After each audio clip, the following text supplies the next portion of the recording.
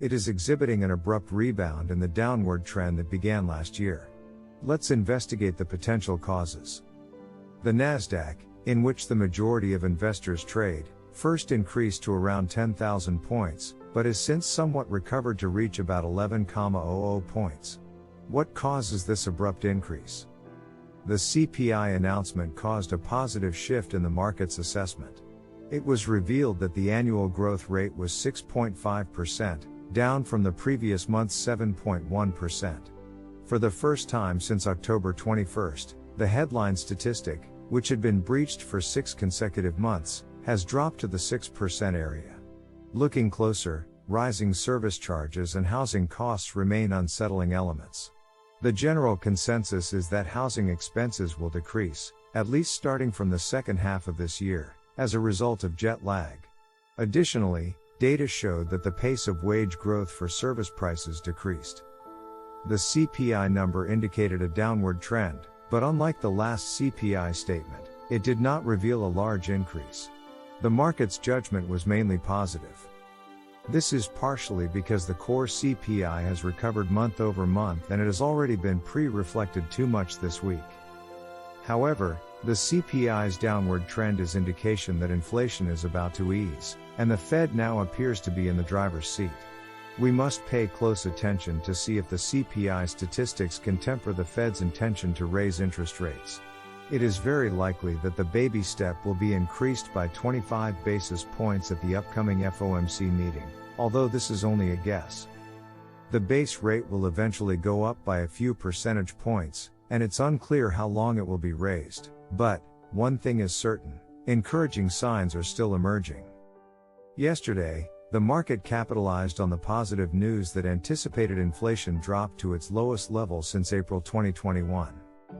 The market's performance throughout the earnings season was mixed, and the increase in stock prices was restrained. Wells Fargo and Citigroup underperformed, while JP Morgan and Bank of America outperformed. Even though there were certain huge banks that performed better than others, overall they did well, and stock prices showed a small comeback. Stock prices started to rise when the University of Michigan Consumer Sentiment Index, which was released later, was released. Consumer confidence greatly outperformed estimates, 60.7%, coming up at 64.6%, while one-year projected inflation dropped significantly from 4.4% in the previous month to 4.0%. Another encouraging development is that inflation is decreasing as measured by the CPI index. Hopes are fueled by the Fed's capacity to halt raising rates while inflation continues to decline.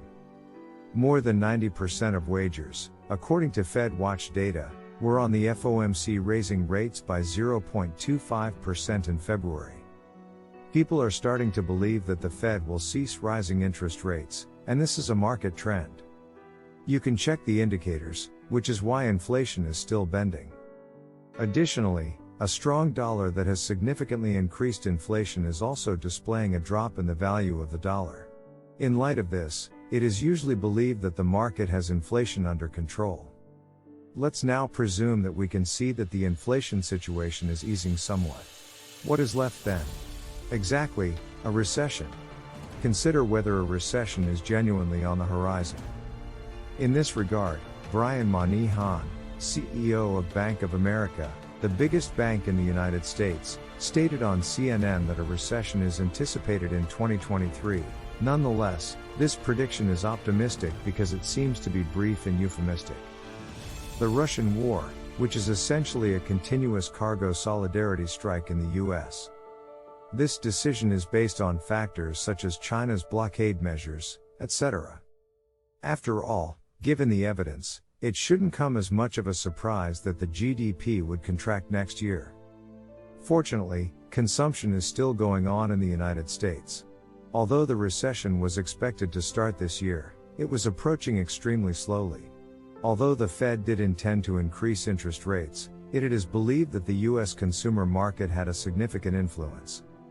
Actually, if you keep an eye on the consumption index, you'll notice that the consumer sentiment index is now higher than it was previously. On the basis of this, it can be observed that the economy is far from being in a recession through high consumer sentiment, as opposed to inflation being absorbed by high interest rates. A low unemployment rate also suggests a reduced likelihood of a recession. This indicates that a recession is not imminent. If a recession occurs, it is a problem that can be handled quickly. In conclusion, making an investment in the S&P 500 in a market like this is a wise choice. We appreciate you taking the time to watch the J&J Stock Story video today.